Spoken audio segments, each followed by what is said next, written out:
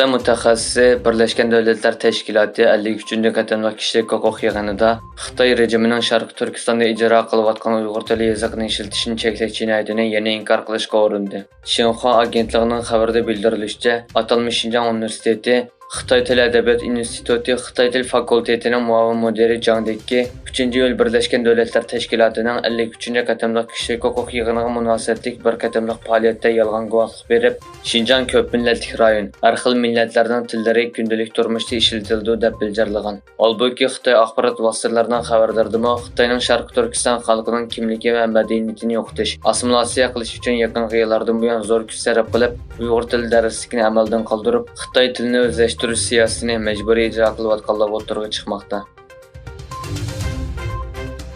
Savdo va kishilik huquq boylik markazi 6-yil bir doklad e'lon qilib, ekologiyani o'zgartirishga ehtiyojli qazilma boyliqlarni qazishga qatnashgan Xitoy shirkatlarini 2021-yildan boshlab Xitoy sirtida kishilik huquqqa og'ir daxl targ'iz qilish bilan aybladi. Fransiya xalqaro radiosining xabar qilishicha, mazkur doklad aytilishicha 2021-yil 1-oydan 2022-yil 10-oygacha bo'lgan aralıqda Xitoyning 39 kon shirkati 102 qatimliq kishilik huquq va muhitga daxl targ'iz qilish delosiga jetilgan.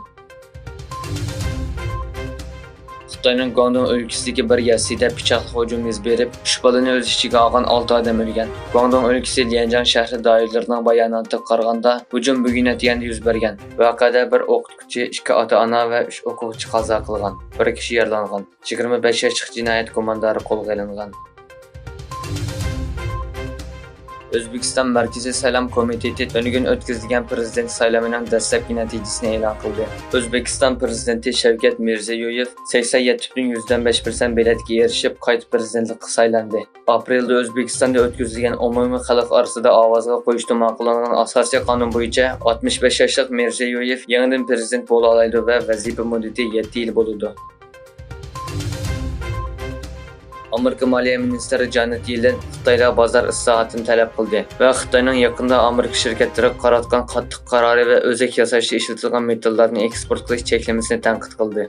Yana bir tarafdan Yellenning Beijing ziyorati jarayonida Xitoyning muavin bosh ministri He Lifeng bilan ko'rishishdan ilgari 3 qatam bosh egishi talash-tartish qo'zg'adi. Cumhuriyetchilar partiyasining a'zolari Amerika Moliya ministrining qilmishining haqorat ekanligini o'tirib qo'ydi.